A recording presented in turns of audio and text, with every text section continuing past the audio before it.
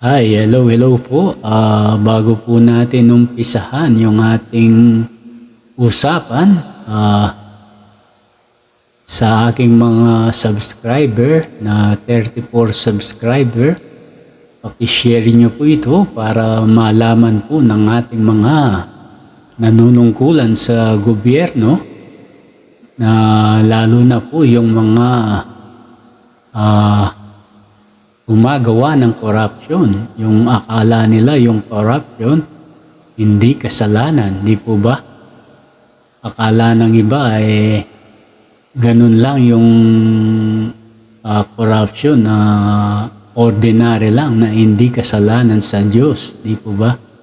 Kaya yan po yung ating pag-usapan, dahil ito po ay napakaganda, lalo na po para sa ating pong gusto ko rin pong malaman ng ating Pangulong Sara Duterte itong aking sasabihin, para po malaman din niya na itong tungkol sa corruption, dahil siya ay walang bahid ng corruption.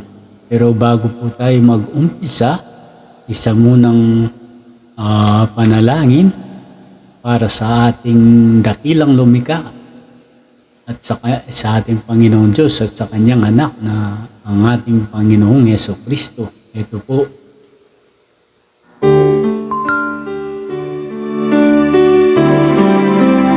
Ito po ay aking pinanta. Amin, sumasalangit ka, sambahin ang ngalan mo, mapasahin ang kaharian mo, sundin ang loob mo dito sa lupa para nang sa langit. Bigyan mo kami ngayon ng aming kakanin sa araw-araw, at patawarin mo kami sa aming mga sala, para ng pagpapatawad namin sa nagkakasala sa amin. At huwag mo kami ipaintulot sa tukso, at ihadya mo kami sa lahat ng masama.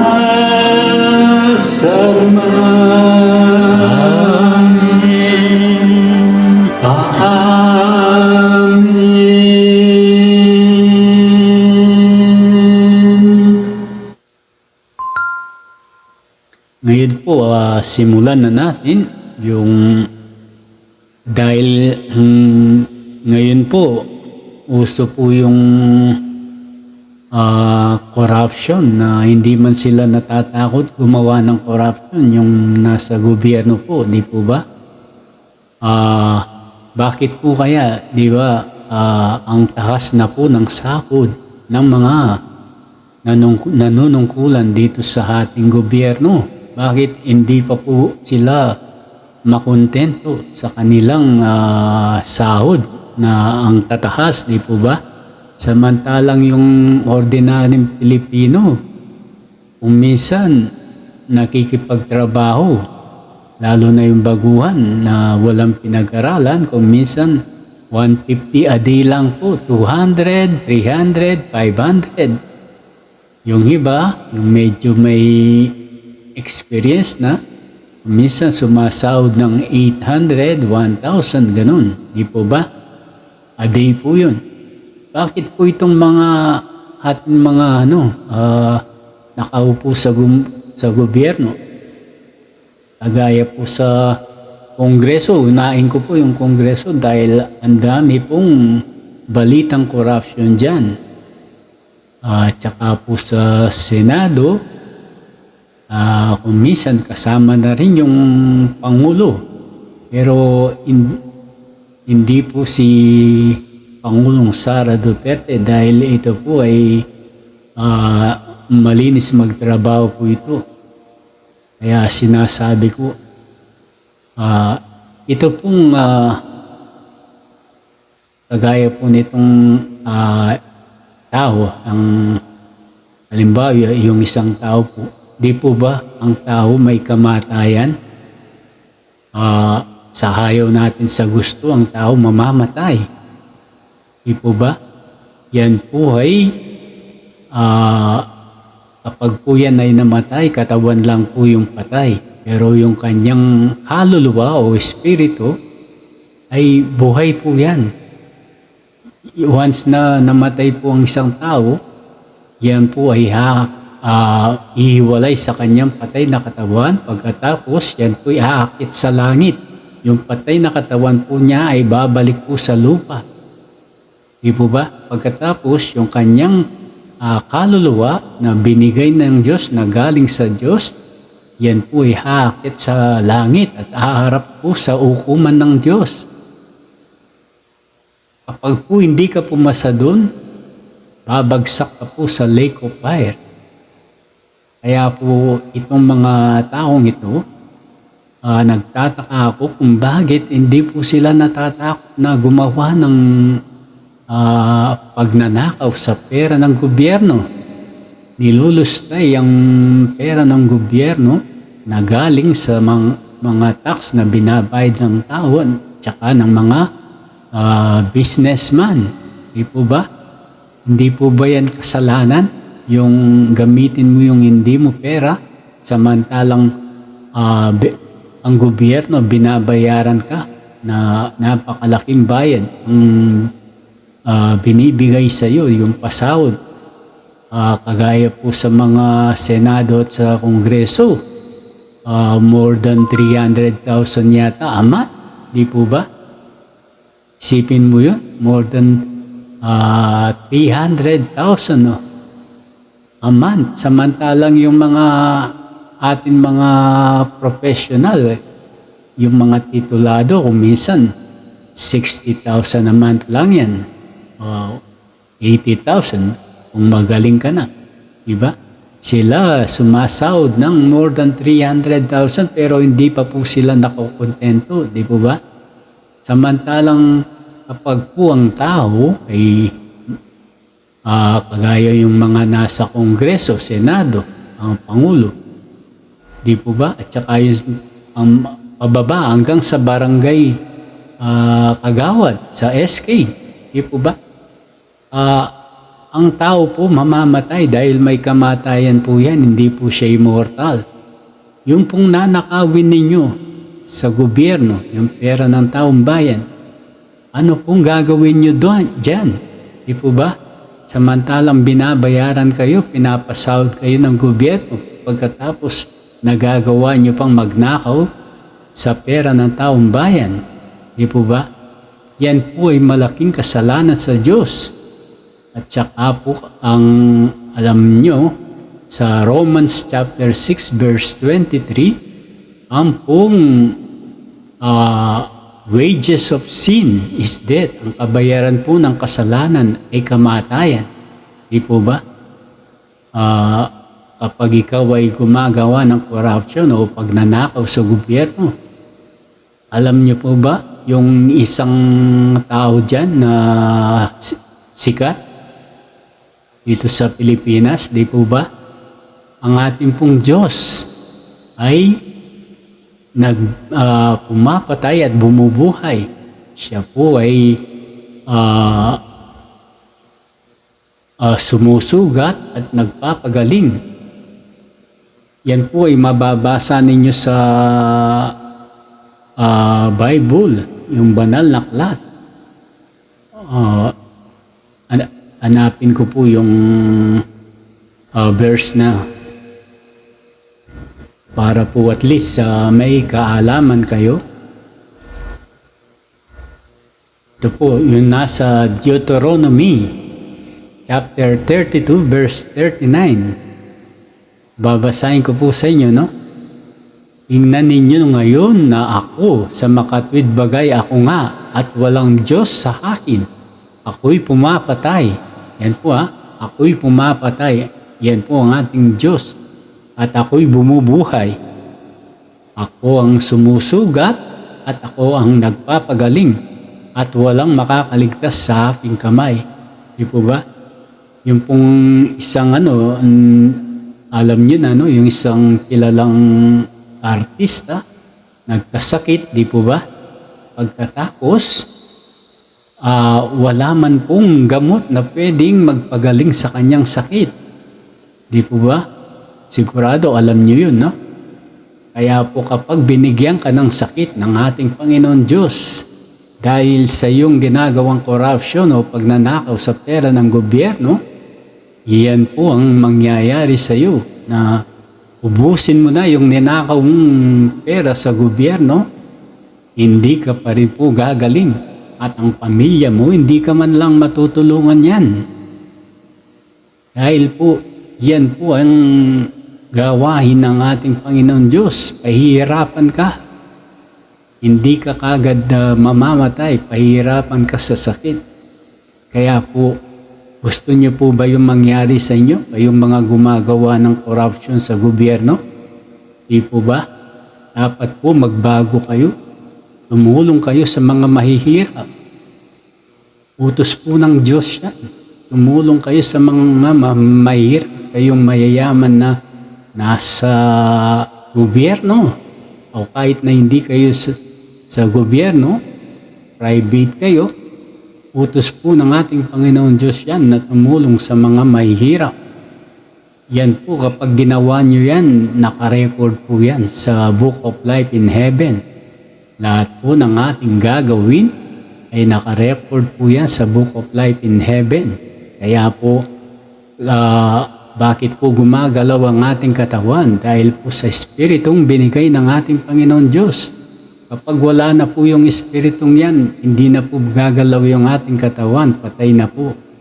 Kaya po, ang sinasabi ko sa inyo na kung gumagawa kayo ng corruption ngayon o pagnanakaw sa pera ng taong bayan, ihinto nyo na po yan. Dahil po hindi kayo maliligtas. Ang tao po sa ayaw nyo at sa gusto mamamatay. Hindi nyo po madadala yung mga ninakaw nyong pera. Hindi nyo po madadala yung mga pag-aahari ninyo, mga kayamanan ninyo kapag kayo po namatay na. Di po ba? Hindi nyo po madadala yan ni isang sentimo. Hindi nyo po madadala sa langit. Di po ba? At kapag namatay ka na, di ba? Lalagay ka sa isang kabaong. Pagkatapos, ipasusot sa iyo yung magandang damit na mamahalin. Dahil marami kang perang ninakaw, di ba? Yumaman ka. Pagkatapos, ibibilin sa iyo yung mahal na kabahong, di po ba? Kahit po yung damit na yan na sinuot sa iyo at saka yung kabahong na mahal, hindi po yan darating sa langit, hindi mo yan madadala. Di po ba? O, yan lamang pong pagnanakaw nyo sa gobyerno, kasalanan na sa ating Panginoon Diyos yan. Marerecord yan po sa inyong Book of Life in Heaven. Hindi po ba kayo natatakot na tumira sa Lake of Fire? O kapag gumawa kayo ng kabutihan, kagaya po ng ating Pangulong Sara Duterte, dahil malinis siya, hindi siya gumagawa ng corruption, wala siyang bayad ng pagnanakaw. Siyempre po, ang punta niyan, kasama po ang ating Panginoon Diyos sa langit.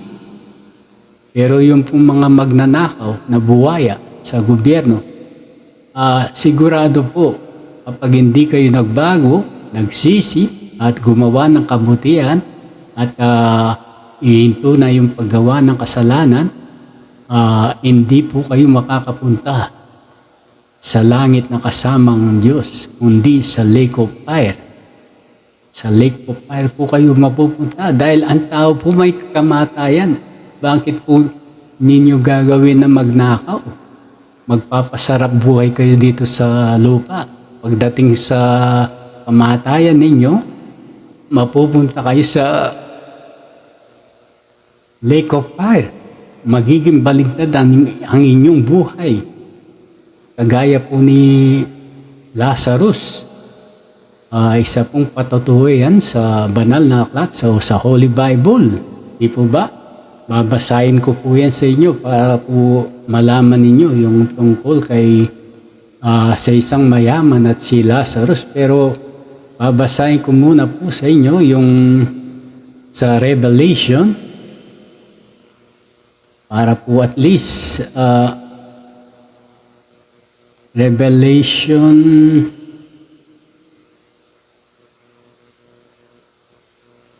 chapter 20. Ito po, i-search nyo po para malaman ninyo. Tsaka yung mga gumagawa ng corruption, search nyo po ito para magising kayo. Revelation chapter 20, verse 11 to 15. Kung ano pong sinasabi nito. Itong nasa banal na aklat.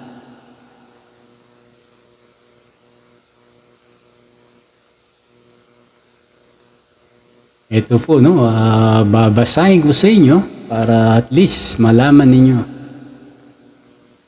Kaya pag nabasa niyo po ito, magbabago ang inyong isip, magbabago ang inyong ginagawang corruption sa gobyerno natin. Dahil lahat po ng ating gagawin dito sa lupa, nakarecord po yan sa Book of Life. Kung dito po sa lupa, matatakasan ninyo ang inyong kasalanan, matatakasan ninyo sa mga hukuman, pero sa hukuman po ng ating Panginoong Diyos, hindi po kayo makakatakas. Ito po, babasahin ko na, no? Revelation, check nyo po, Revelation chapter 20, verse 11 to 15. Then I saw a great white throne, and him who was seated on it. The earth and the heavens fled from his presence, and there was no place for them. And I saw the dead, great and small, standing before the throne, and books were opened. Another book, yan po na, books were opened, another book was opened, which is the book of life. Ito po yung sinasabi ko sa inyo, which is the book of life. The dead were judged according to what they had done, as recorded as the dead were judged according to what they had done, as recorded in the books. The sea gave up the dead and the dead that were in it, and death and Hades gave up the dead that were in them, and each person was judged according to what they had done. Then death and Hades were thrown into the lake of fire. The lake of fire is the second death. Anyone whose name was not found written in the book of life was thrown into the lake of fire. Yan po, no? Narinig niyo po, no? The lake of fire is the second death. Kaya po yung iba, akala nila kapag namatay nila dito sa mundo, tapos na. Wala na silang obligasyon, wala na silang pananagutan. Hindi po, dahil mayroon po kayong kaluluwa, mayroon po kayong soul. Ibinigay ng ating Diyos, yung Spirit na binigay sa atin katawan. Kaya po ang ating katawan ay gumagalaw. Di po ba? Binigay po yan. Kaya kapag po yan ay umalis na sa inyong katawan, aakyat sa langit, at pagkatapos, haharap po yan sa hukuman ng Diyos. Kaya bakit pa po tayo gagawa ng kasalanan? Bakit pa po tayo gagawa ng corruption? Kagaya ng pagnanakaw ng pera ng gobyerno na galing sa tax ng taong bayan at ng mga businesses. Di po ba? Hindi naman po natin yan madadala. Di po ba? Hindi po natin yan madadala sa langit. Yung mga ninanakaw natin, magkakaroon pa tayo ng kasalanan sa Diyos na pwede natin ikapahamak na instead na makasama natin ang ating Panginoon Diyos, ang makakasama ninyo ay ang King of Hell na nakatira sa Lake of Fire. Di po ba? Ito po yung patutuho. Kaya anyone whose name was not found written in the book of life was thrown into the lake of fire. Di po ba? Basahin natin po sa Tagalog para po yung ibang medyo hindi nakakaintindi sa Tagalog.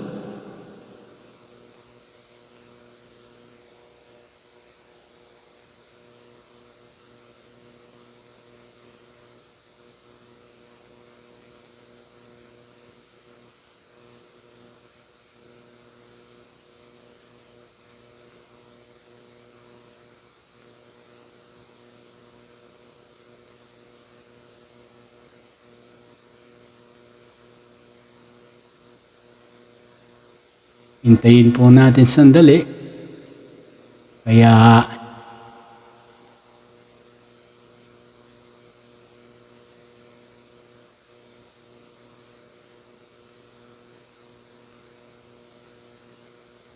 ito po ay nasa paayag. Paayag chapter 20 verse 11 to 15.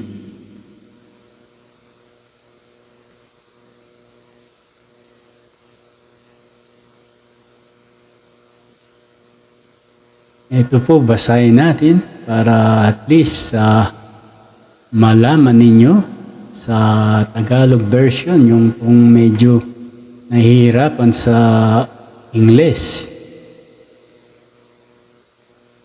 Ito po pahayag ang pag-uhukom.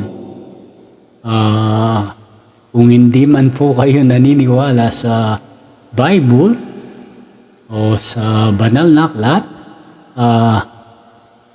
paano po kayo nabubuhay? Di po ba? Paano po kayo nilika? Di ba? Ikaw na isang tao, hindi mo maililika ang kagaya mong tao, di ba? Kung walang Diyos. Kaya po ito, sinulat ng mga tao at nilagay sa aklat. Kaya po wag po natin sabihin na ang Bible ay ginawa lang ng tao. Di po ba? Ito po ay in-translate para malaman ng mga tao, para maintindihan. Kaya po yan na nailagay sa banal na aklat. Ngayon po, ito babasahin ko na yung Tagalog version. Verse 11 hanggang 15, ito po ay yung pahayag. No? Pagkatapos nito'y nakita ko ang isang malaking tronong puti at ang nakaupo doon, naglaho ang lupa't langit sa kanyang harapan at hindi na nakita pang muli. Nakita kong nakatayo sa harap ng trono ang mga namatay, maging dakila at hamak, at binuksan ang mga haklat, binuksan ang isa pang aklat, ang aklat ng buhay, inatulan ang mga patay ayon sa kanilang ginawa, batay sa nakasulat sa mga aklat. Iniluha ng dagat ang mga patay na naroroon. Iniluha din ng kamatayan at daigdig ng mga patay ang mga patay na nasa kanila. Inatulan ang lahat ayon sa kanilang mga ginawa. Yan po, no? Inatulan ang lahat ayon sa kanilang mga ginawa. Kaya po kung masama ang ginawa mo, hatulan ka. Depende sa iyong mga ginawa dito sa mundo habang nabubuhay ka. Yung verse 14, pagkatapos ay itinapon din sa lawa ng apoy ang kamatayan at ang daigdig ng mga patay. Ang lawa ng apoy, ang pangalawang kamatayan. Yun po, no? Akala ninyo, yung mga gumagawa ng corruption sa gobyerno, lalo na yung sa Kongreso, akala nyo po yung kapag namatay na kayo tapos na, hindi po. Dahil po yung inyong kaluluwa buhay, aakyat yan sa langit, harap sa hukuman ng Diyos. Ito po yung verse 15 naman. Ang sino man hindi nakasulat ang pangalan sa aklat ng buhay ay itatapon sa lawa ng apoy. So ibig sabihin niyan, kung ikaw ay isang makasalanan, puro mga kasalanan ang ginawa mo, hindi ka nagsisi abang nasa mundo ka, hindi ka gumawa ng kabutihan, pinagpatuloy mo yung paggawa ng kasalanan, sigurado po hindi makikita ang iyong pangalan sa Book of Life. Kasi isang sabi dito, ang sino man hindi nakasulat ang pangalan sa aklat ng buhay ay itatapon po sa lawa ng apoy. Kaya ibig sabihin, kung ikaw ay nananatiling gumagawa ng kasalanan, hindi ka nagbago, hindi ka gumawa ng kabutihan, hindi ka nagsisi sa iyong mga kasalanan, asahan mo na kapag ang kaluluwa mo ay umakyat sa langit, siguradong pag binuksan ang Book of Life, sigurado ako hindi makikita ang iyong pangalan at itatapon ka sa lawa ng apoy. Yan po yung lake of fire. Kaya po ito ay magsilbi pong magsilbing aral po ito sa mga nakaupo sa ating gobyerno dito sa Pilipinas. Kasi po, bawat mabalitaan mo, mapanood mo sa balita, sa YouTube, puro na lang po corruption ang napapanood mo. Di po ba? Hindi po sila natatakot na kapag sila ay mawala na sa mundo. Hindi naman po kayo habang buhay o limbawa 10,000 years buhay kayo. Di po ba? Yung buhay po ng tao ngayon kung minsan mayroon namamatay ng edad na 20, 30, 40, 50, 60, 70, 80, di ba? Yung pinakamatagal, yung mahigit na 100 na taon, di ba? Wala pong tumatagal ng, kung minsan walang tumatagal ng 200 or 300 years dito sa mundo. Di po ba? Pagkatapos, anong gagawin mo dun sa mga ninakaw mo? Di ba? Magiging kasalanan para sa iyo yun, sa iyong magiging record sa Book of Life in Heaven. Kasi po, sabi ng ating Panginoon, lahat ng ginagawa mo dito sa mundo ay nakarecord po yan. Kaya wala ka pong ligtas sa Kanya. Dito naman po sa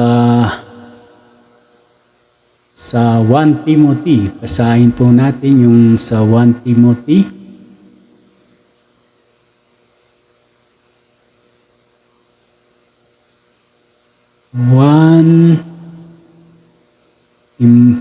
Timoteo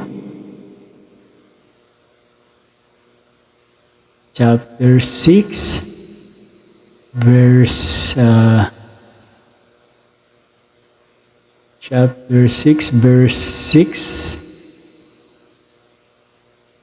hanggang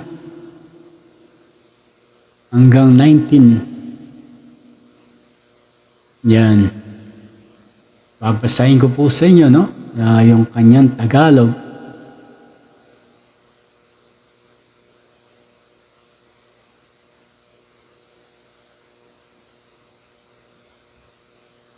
Ito po, no? Kasi kung minsan yung tao hindi nakokontento, di po ba? Ito po, babasahin ko na sa inyo.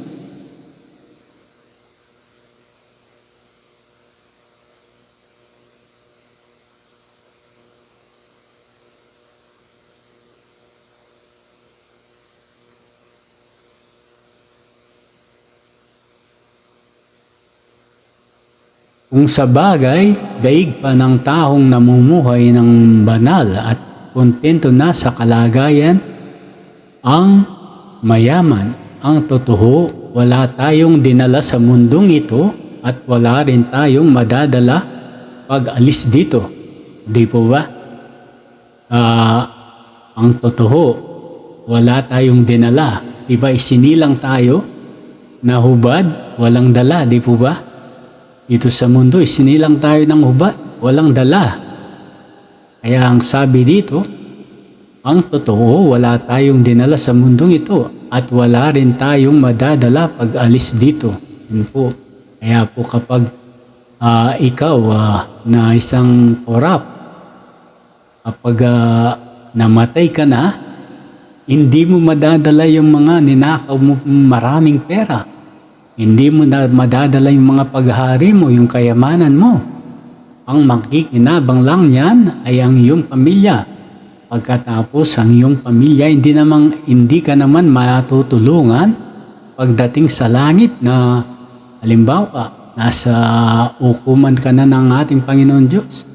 Hindi mo naman magagamit yung perang ninakaw mo.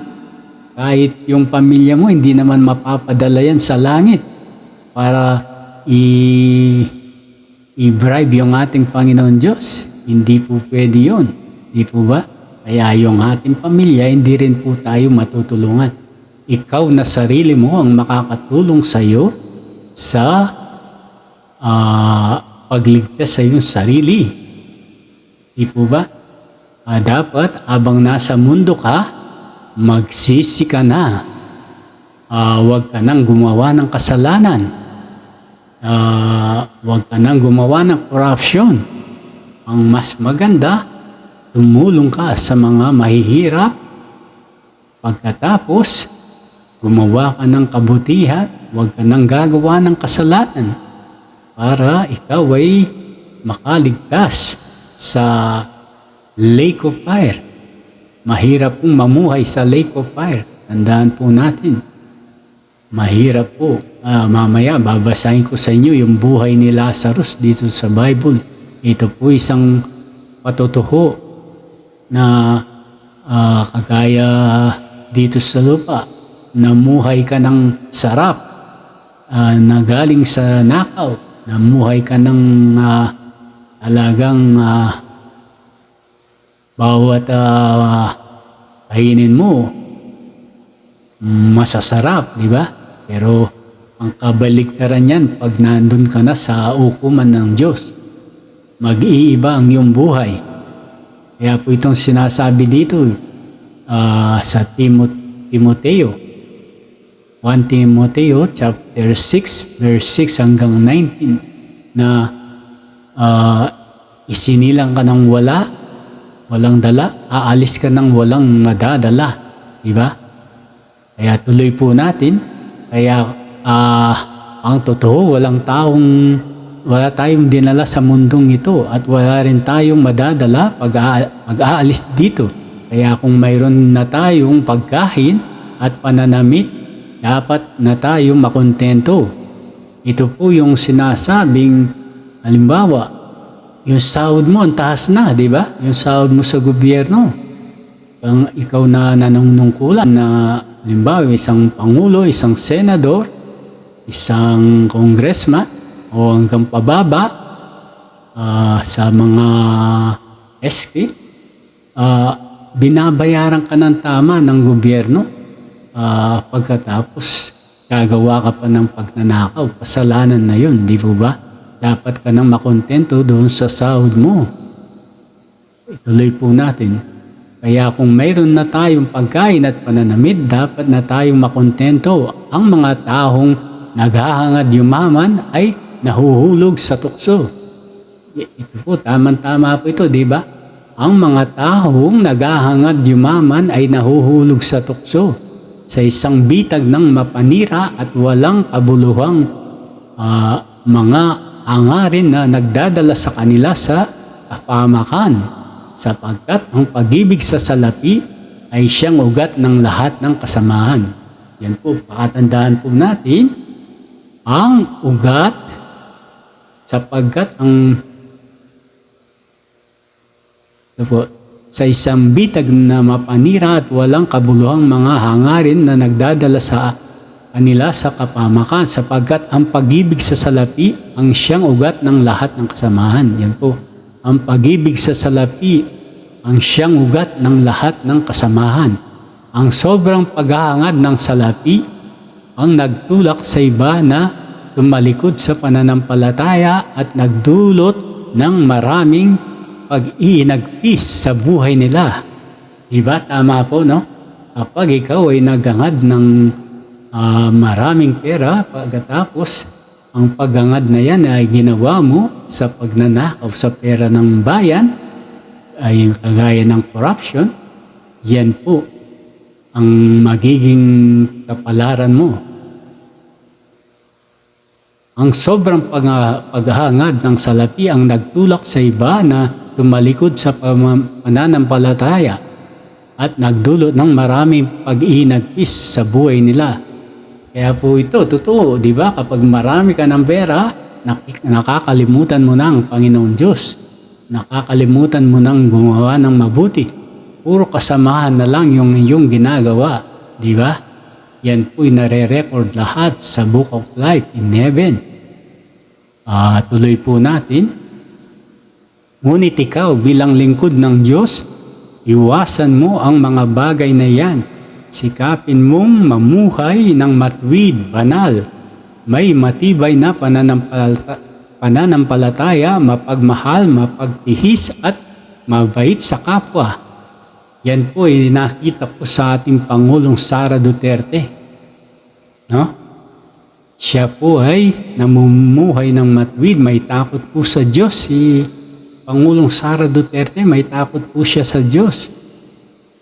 May matibay na pananampalataya, mapagmahal, mapagtihis at mabait sa kapwa.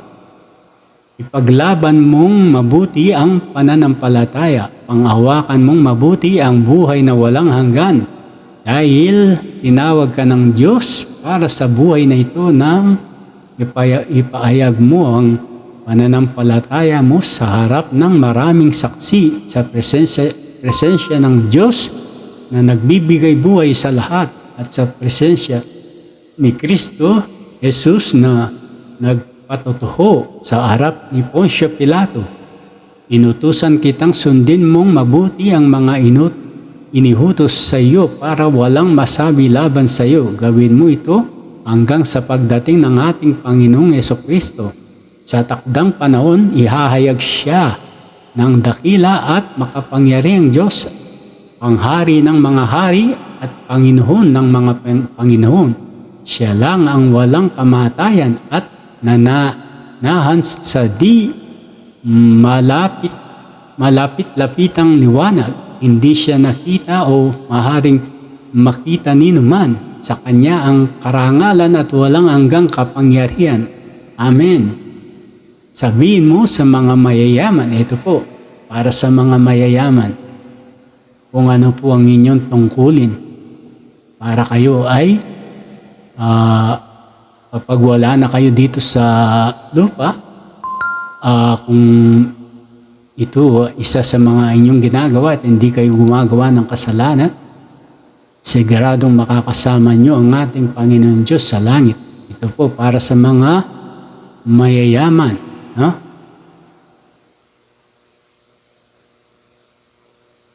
Sabihin mo sa mga mayayaman sa mundong ito na huwag silang maging mayabang. Yan po, huwag mayabang.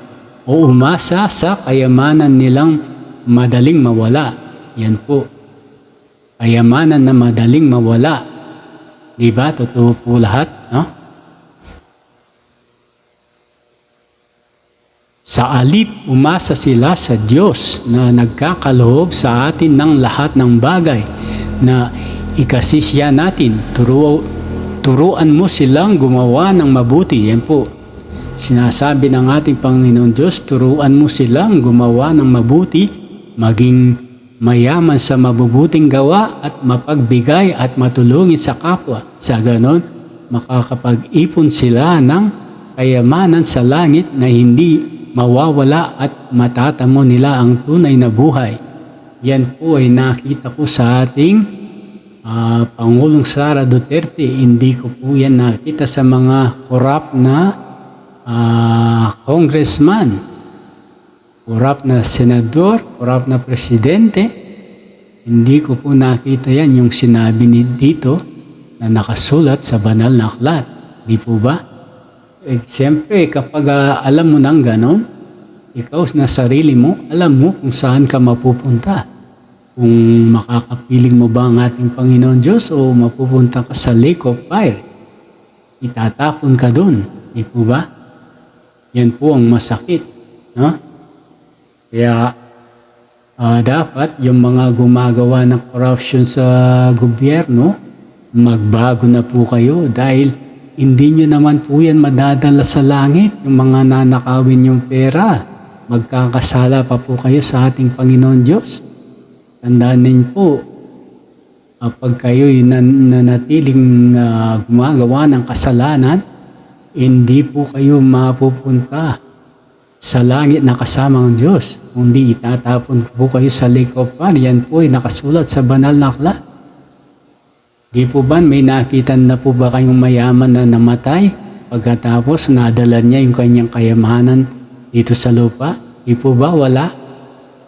O ano pang gagawin ninyo? Ba't magnanakaw pa kayo samantalang hindi niyo naman madadala sa langit? Di po ba? Ang makikinabang lang yan, yung iiwanan niyo po. Di po ba? At kayo ay mananatiling makasalanan dahil sa paggawa niyo ng corruption. Sana po yung mga makakapanood na mga nagtatrabaho sa gobyerno, kagaya ng Pangulo, ng mga senador, mga congressman, mga gobernador, mayor, pababa hanggang sa SK, sana po kung gumagawa kayo ng corruption, ihinto nyo na po. Magbago na po kayo, magsisi sa ating Panginoon Diyos para po hindi po kayo itapon sa lake of fire dahil alam nyo naman po, hindi nyo po alam kung kailan kayo mamamatay, di ba? Kung bigla kayong namatay, pagkatapos nananatiling may kasalanan at hindi nakapagbago at hindi nagsisi at hindi humingi ng tawad sa ating Panginoon Diyos, ang mangyayari po, automatic na itatapon kayo sa lake of fire. Kaya po dapat, habang nabubuhay kayo sa mundo, magbago na po kayo, magsisi. Gumawa po kayo ng kabutihan, wag na po kayong gumawa ng kasalanan dahil hindi niyo po alam kung kailan kayo mamamatay. Di po ba? Hindi niyo po alam kung kailan kayo mamamatay. Dahil po yung perang kinuha niyo, ninakaw ninyo, hindi niyo naman po pakikinabangan lang po ng ihuwanan ninyo. At ang mangyayari, kayo hindi niyo maliligtas ang inyong sarili. Dahil yung corruption, kasalanan po yan. Kaya sabi ko nga, mayroon na ba kayong nabalitaan na matay at nadala niya yung kanyang mga kayamanan? Di po ba? Wala. Pagkatapos kung galing yan sa kasalanan, kawawa ka, automatic na itatapon ka sa lake of fire. Babasahin niyo po yung Revelation chapter 20, verse 11 to 15. Diba? Kagaya po nitong kay Lazarus po, no? Ibabasahin ko po sa inyo yung kay Lazarus at ang mayaman.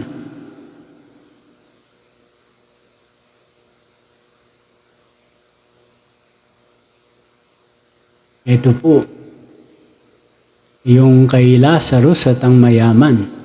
Dahil po yung ginawa ng mayaman, hindi po niya pinansin yung isang mahirap o beggar doon sa kanyang sa harapan ng kanyang bahay o doon sa bakod, sa labas.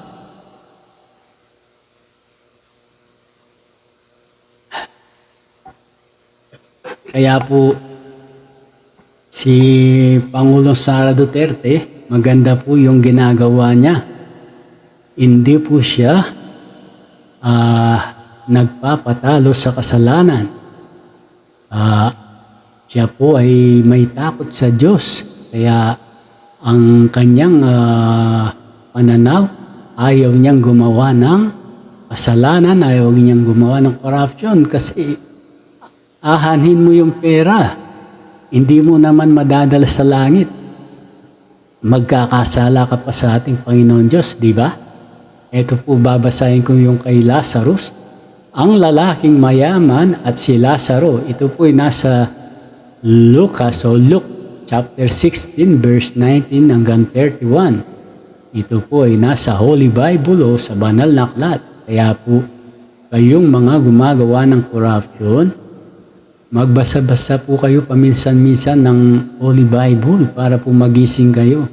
Alam ko po kayo po ay natutulog, kaya hindi nyo alam na kasalanan na pala ang inyong ginagawa. Di ba? Lalo na yung greedy po. Yung greedy, kasalanan po yan sa Diyos. Yung kasakiman, yung ganib ka sa pera, gusto mo, sa'yo na lahat mapunta yung mga kayamanan ng gobyernong Pilipinas. Di ba? Samantalang ang tao may kamatayan. Tandaan po natin, may kamatayan, hindi niya madadala. Hindi niya madadala yung kanyang pera sa langit. Ito po yung pakatandahan ninyo. Ang tao po may kamatayan, kayong mga nakaupo sa gobyerno, sa presidente, senador, congressman, gobernador, tsaka yung iba pang mga department head, mga secretary. Tandaan po natin, hindi po tayo habang buhay dito sa mundo. Ang tao po ay may kamatayan. Dadaan po yan sa hukuman ng Diyos ang kanyang kaluluwa. Yung pong unang kamatayan ay dito po sa mundo. Yung iba po kasi akala nila yung kamatayan dito sa mundo, tapos na, wala ka ng obligasyon. Yung pong pangalawang kamatayan ay ang ating espiritu, yung kaluluwang binigay ng ating Panginoon Diyos na para ikaw ay mabuhay, gagalaw ang iyong katawan. Kasi kapag ikaw ay namatay na, yan kung katawan mong patay, babalik sa lupa po yan.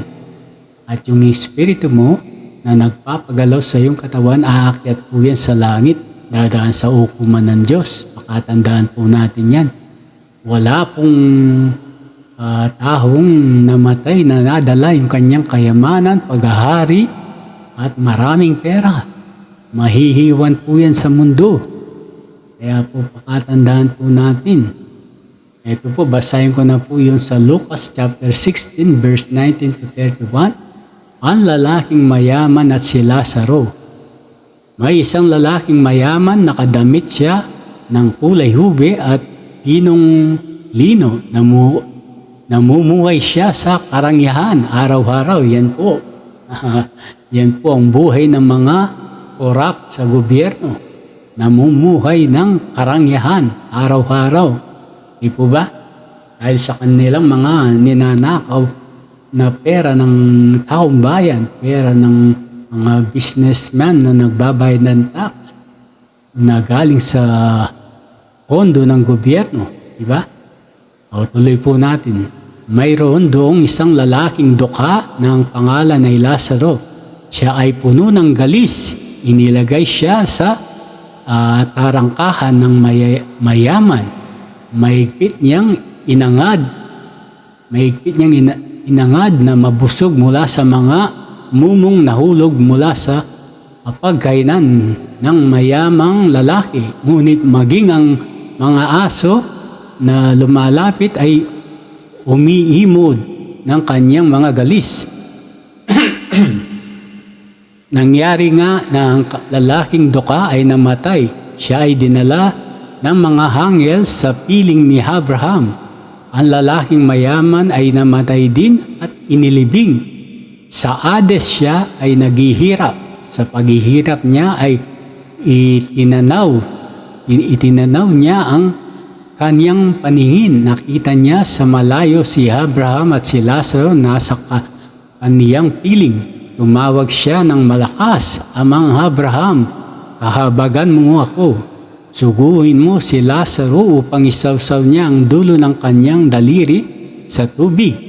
Ito ay upang mapalamig ang aking dila sapagkat ako ay lubang nagdurusa sa lagablab ng apoy na ito." Yan po yung lake of fire. Ngunit sinabi ni Abraham, "Anak, alalahanin mo na sa buong buhay mo tinanggap mo ng lubos ang mabubuting bagay. Gayon din naman si Lazaro ay tumanggap ng mga masasamang bagay. Sa ngayon siya ay naaliw at ikaw ay lubang nagdurusa. Bukod sa lahat ng mga bagay na ito, sa pagitan namin at sa iyo ay mayroong malaking bangin. Dahil dito sila na maghahangad na matwid mula rito patungo sa iyo ay hindi makakatawid. Maging sila na maghahangad tumawid mula riyan patungo sa amin ay hindi makakatawid." Sinabi niya, "Kung gayon, iniiling ko sa iyo, Ama, na suguin mo si Lazaro sa bahay ng aking ama. Ito ay sapagkat ako ay may 5 kapatid na lalaki. Suguin mo siya upang magbabala sa kanila nang sa gayon ay huwag silang mapunta sa dakong ito ng pagdurusa." Ito po yung lake of fire. Sinabi ni Abraham sa kanya, "Ang isinulat ni Moises at ang mga propeta ay nasa kanila. Hayaan mo sila ay makinig sa kanila." Sinabi niya, "Hindi, Amang Abraham, sila ay magsisisi kapag pumunta sa kanila ang isang nagmula sa mga patay." Sinabi ni Abraham sa kanya, "Kung hindi nila pakikinggan si Moises at ang mga propeta, hindi sila mahihaakyat kahit na may isa pang bumangon mula sa mga patay." Yan po, no? Nagbaliktad po ang kanilang buhay nung sila ay mamatay na. Si Lazarus, kapiling ni Abraham, namumuhay ng payapa, samantalang itong mayaman ay nakatira po sa lake of fire. Naghihirap po siya doon, nagdurusa. Ibo ba? Kaya po dapat kayong mga nanunungkulan sa gobyerno, ang tataas na po ng inyong mga sahod, pagkatapos hindi pa kayo makontento sa mga hindi pa po kayo nakokontento sa mga sahod ninyo, ang tataas na binabayaran kayo ng gobyerno sa inyong paglilingkod. Pagkatapos nagagawa niyo pang gumawa ng corruption o pagnanakaw sa pera ng taong bayan. Di po ba?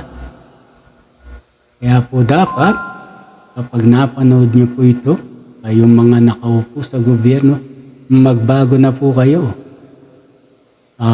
Alam ko, hindi niyo ako paniniwalahan dahil ako isang ordinaryong tao lamang na hindi mayaman.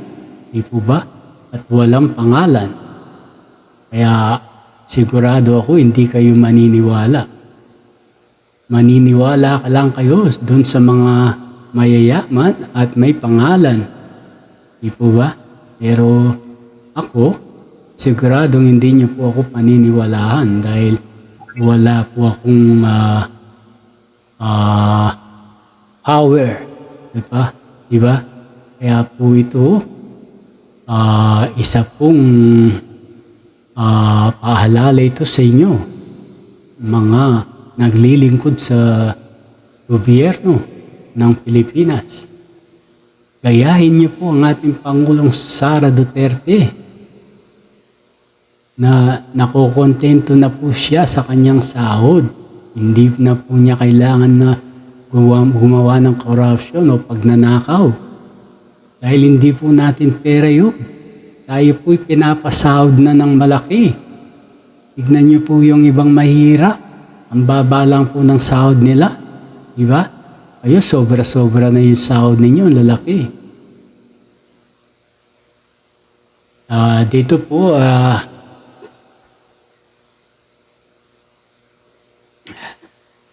gusto po kong kantain yung lupa para at least mas gaganda ang buhay ninyo. Ito po, kakantahin ko.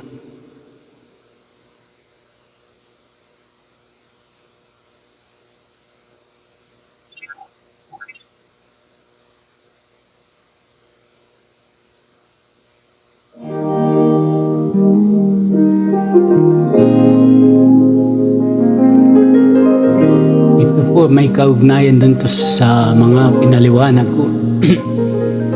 Nagmula sa lupa,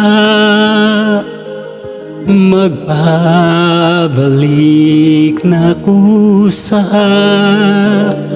ang buhay mong sa lupa nagmula.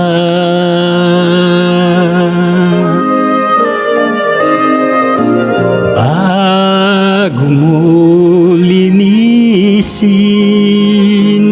ang dungis ng iyong kapwa, ugasan ang iyong putik sa mukha.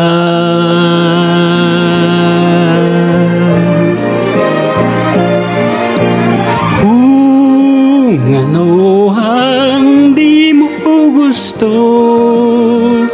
huwag gawin sa iba. Kung ano ang iyong inutang, ay siya ring kabayaran.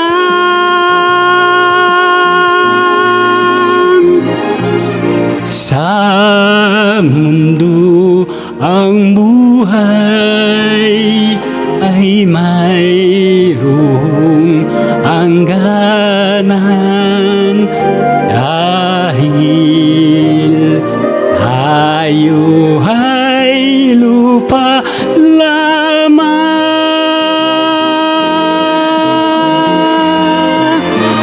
Kaya't pilitin mong ika'y magbago, habang may panahon ika'y magbago.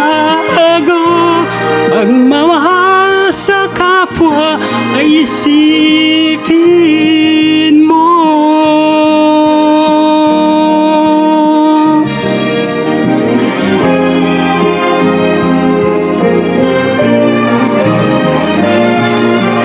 Kung ano ang di mo gusto,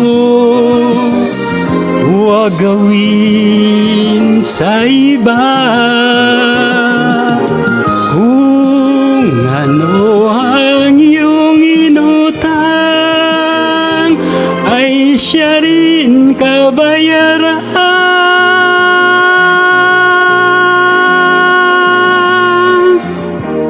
Sa mundo ang buhay ay mayroong hangganan, dahil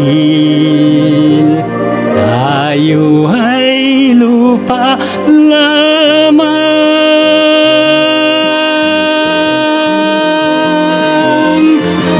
Kaya't pilitin mong ika'y magbago, habang may panahon ika'y magbago.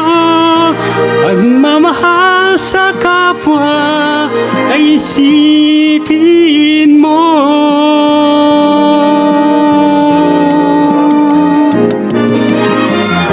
Kaya't pilitin mong ika'y magbago, habang may panahon ika'y magbago. Pagmamahal sa kapwa ay isipin mo.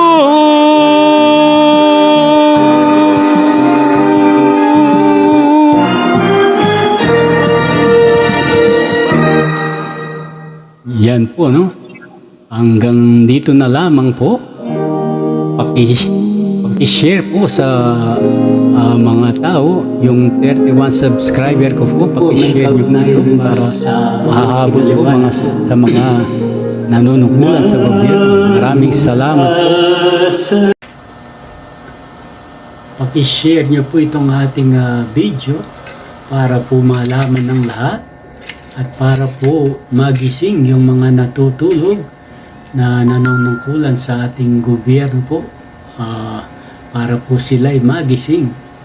Paki-share nyo po at paki-subscribe na rin po para matulungan ninyo yung aking channel na PH5JB, Kuya Teddy, na may 34 subscriber po.